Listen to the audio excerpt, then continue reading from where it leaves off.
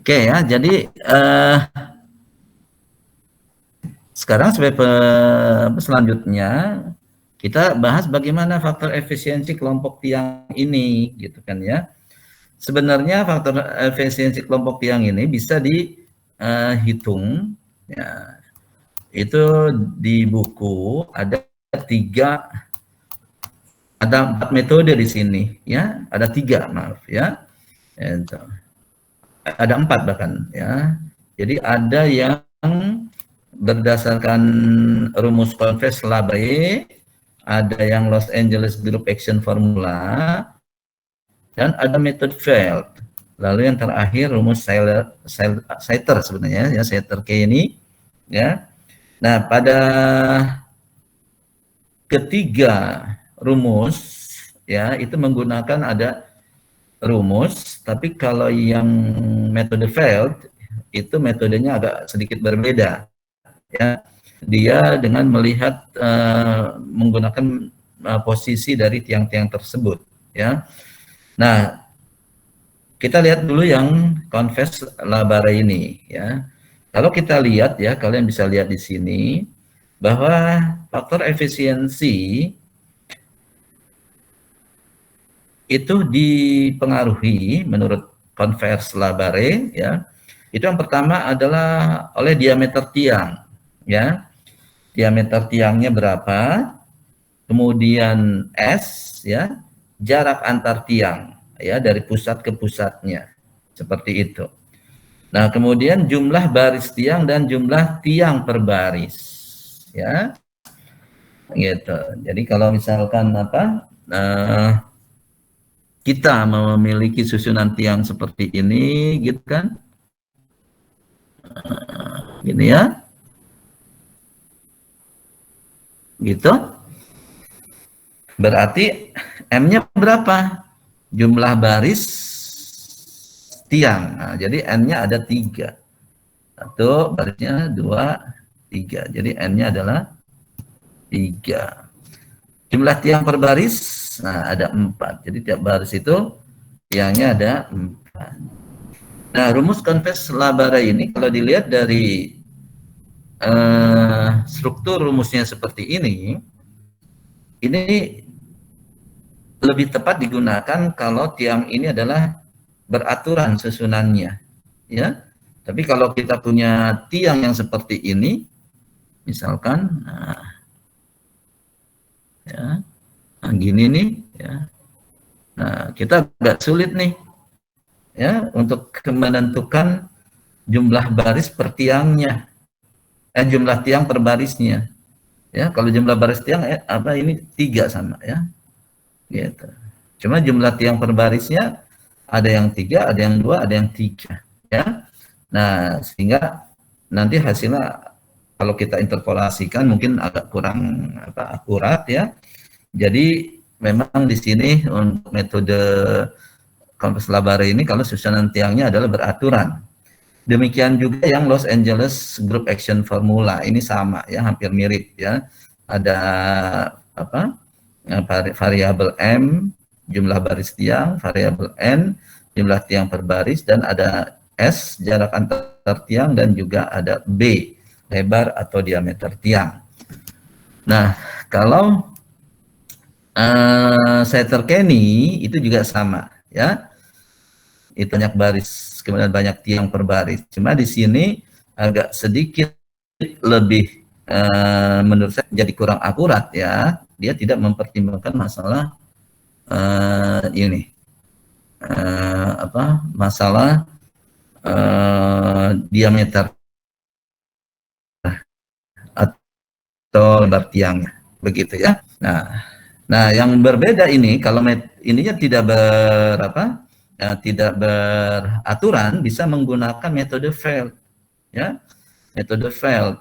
Nah, tapi di sini contohnya walaupun di sini ada beraturan posisinya, tapi sebenarnya metode Feld ini bisa digunakan untuk yang tidak beraturan, ya.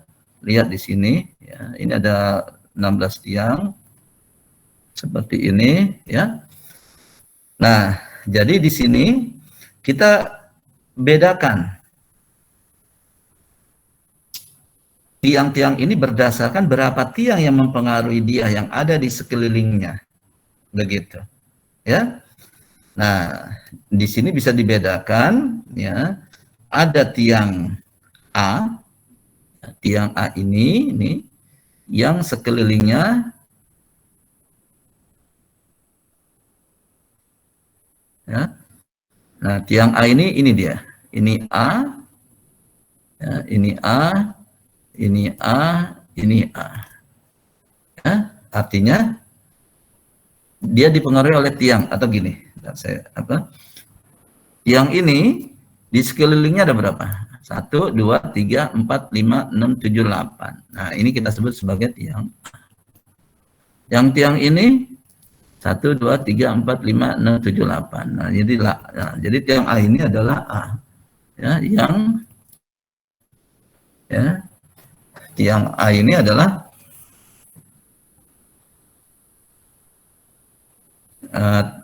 yang dipengaruhi oleh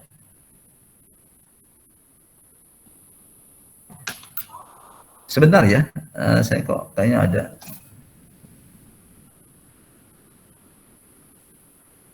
Terima kasih Pak Salim, terima kasih. Sampai bertemu lagi. Terima kasih Bu Dila. Ya, sampai ketemu. Maaf, siap. Saya selanjutnya akan follow up Pak, belum sempat ya Pak. Iya, ya nggak apa-apa, tenang aja. Oke. Siap ya. Saya mau izin live ya. Baik. Ya. Ya, assalamualaikum. Waalaikumsalam Pak Dena. Sampai ketemu lagi. Baik, terima kasih. Ya, sehat-sehat semuanya. Baik. Baik, mohon maaf ya, saya tadi ada sedikit ini. Kita lanjutkan. Jadi kita di sini berdasarkan dia. Nah, jadi kenapa saya katakan bahwa metode Feld ini tidak harus susunan tiangnya beraturan, ya, karena dia nggak melihat dari jaraknya, tapi dia lihat ada berapa tiang yang ada di sekelilingnya. Ya, kita kelompokkan, misalkan yang kelompok A ini, ya, sekelilingnya ada 8 tiang. Kemudian kita lihat lagi bagaimana yang tiang yang berikutnya. Nah, di sini ada tiang B. Nah, tiang ini nih. Ya, tiang ini dia ada 1, 2, 3, 4, 5. Ada 5, berarti ini kita anggap B. 5. Kemudian kita lihat lagi mana saja yang sekelilingnya 5. Jadi kita kelompokkan. Ini B, ini juga B, ini B, ya, dan ini juga B, ini juga B. Itu. Ya, itu. Nah, kemudian yang terakhir adalah yang di ujung-ujung ini. Ujung-ujung ini cuma ada 3 yang dipengaruhinya. 1, 2, 3. Ya, atau yang mempengaruhinya itu ada 3, ya.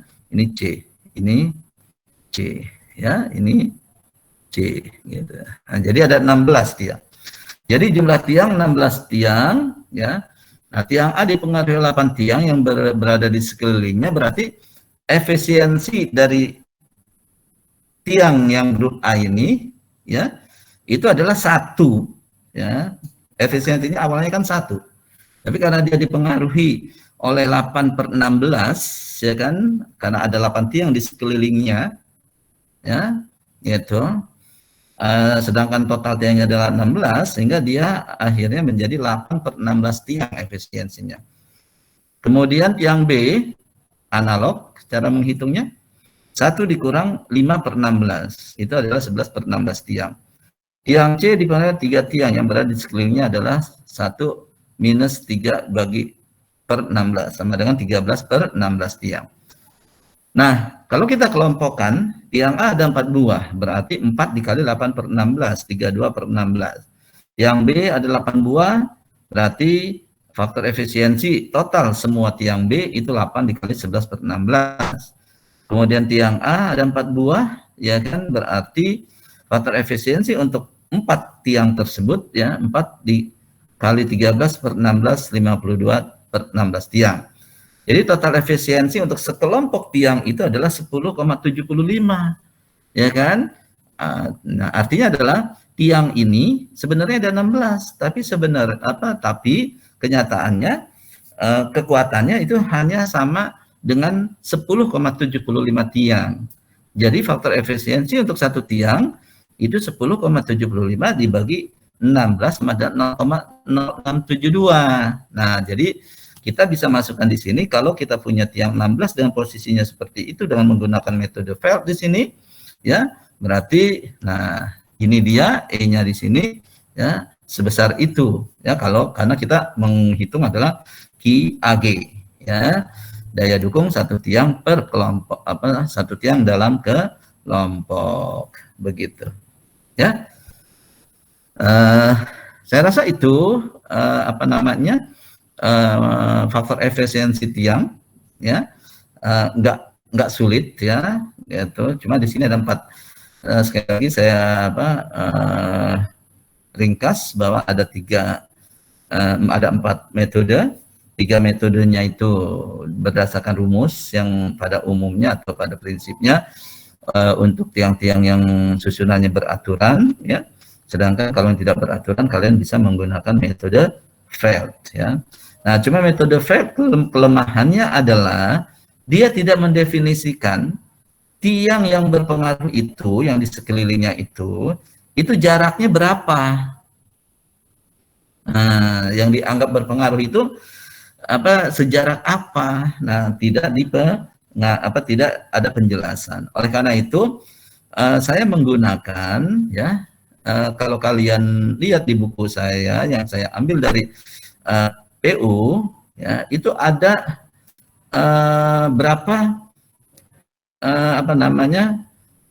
berapa jarak tiang supaya faktor E-nya itu adalah 1, ya, itu. Jadi ada susunan tiang itu adalah 3 sampai 5B, ya. Jadi kalau nggak salah, ya, di mana saya di ini, saya di depan-depan, ya, kalian bisa ini, ya. Oke.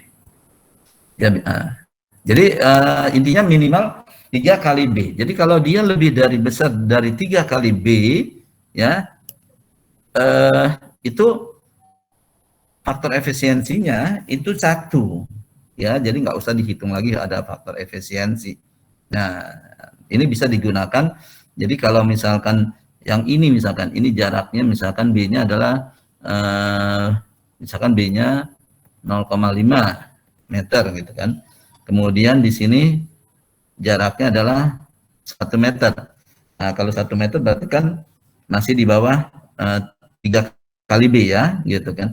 Tapi kalau di sini jaraknya misalkan udah 2 meter, ya, berarti lebih besar dari 3 kali B, itu bisa kita anggap bahwa yang ini nih, tiang ini tidak berpengaruh terhadap tiang yang di sini, berarti tiang di sini hanya dipengaruhi oleh 2 tiang. Nah, itu bisa, jarak itu bisa kalian gunakan sebagai acuan, ya, walaupun metode Feld itu tidak menggambarkan berapa jarak antar tiang yang sebenarnya kita perhitungkan bahwa dia itu berpengaruh atau tidak berpengaruh, begitu, ya.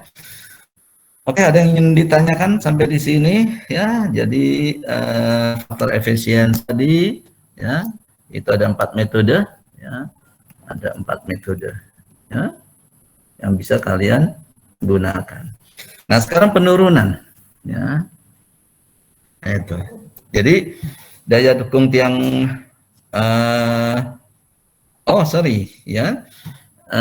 ini kita bicara adalah daya dukung vertikal tiang kelompok, ya. Sekarang kita bicara daya dukung horizontal tiang kelompok, ya. Ini dulu, ya, sebelum kita ke penurunan, ya. Nah, kita balik lagi kemari, ya. Kalau horizontal itu simpel, ya. Nah, lihat di sini. Tadi kan kita hanya bicara ini sigma V dan sigma momen sehingga akan menimbulkan gaya vertikal pada masing-masing tiang, ya. Gaya vertikal itu bisa menimbulkan gaya tekan dan bisa menimbulkan gaya tarik. Nah, sigma V ini belum kita bahas. Nah, ini 3 sigma V pengaruhnya adalah kepada perhitungan daya dukung horizontal kelompok tiang. Nah, jadi kalau misalkan saya gambar lagi, ya, seperti ini misalkan, ya, yang ada seperti ini, Tadi saya katakan bahwa di sini ada sigma horizontal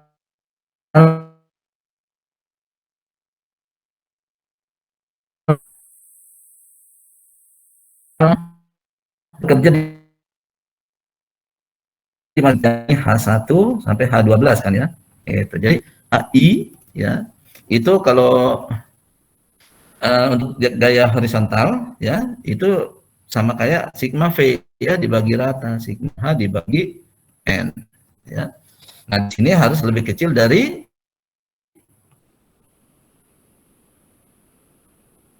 apa? Kita sudah dari horizontal yang individual HSP kan?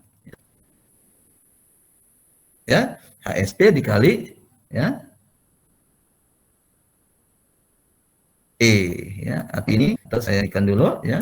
Ini karena HI ini adalah daya dukung horizontal satu tiang dalam kelompok yang harus partnernya yang kita harus bandingkan adalah harus apa?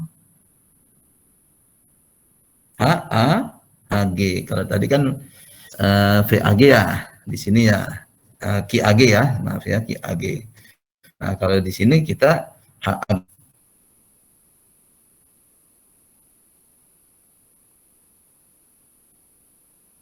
ya, ya sama dengan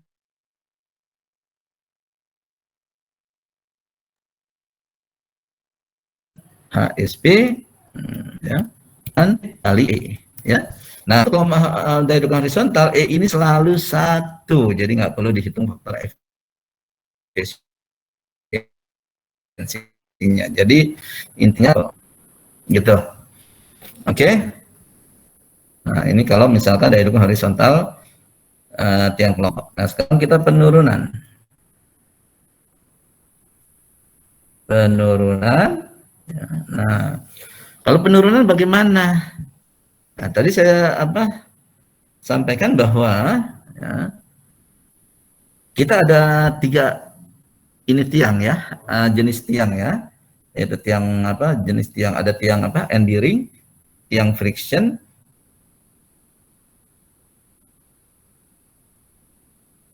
dan tiang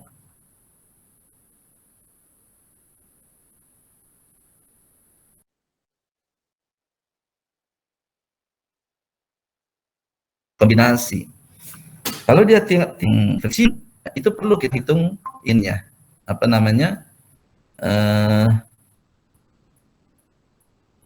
ya, perlu kita hitung penurunannya ya.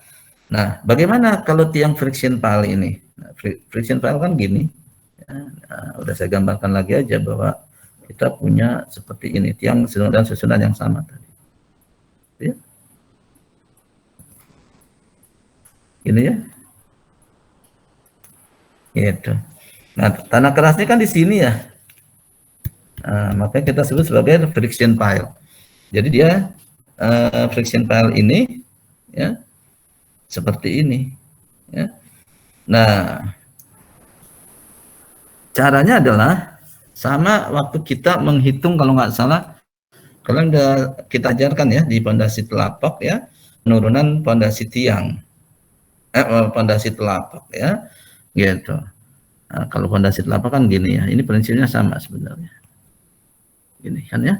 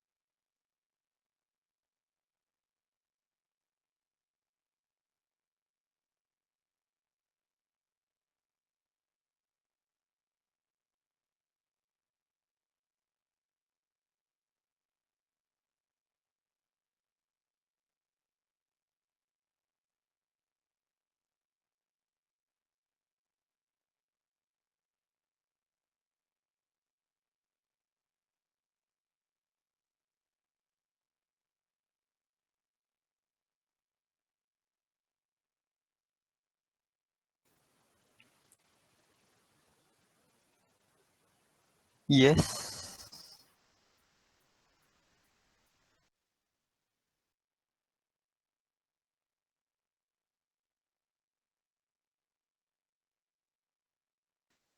Apakah Sinyal. Hai. apakah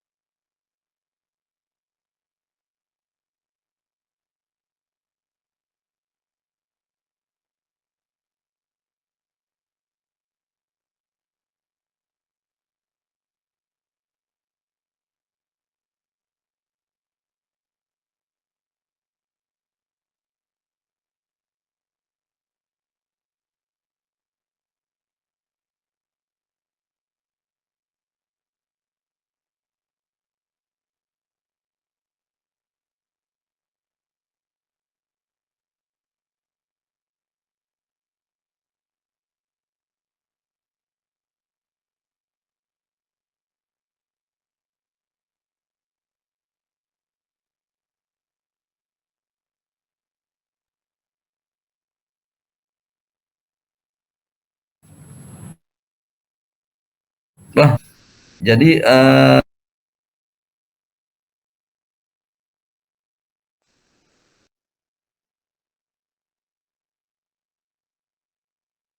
ya sinyal saya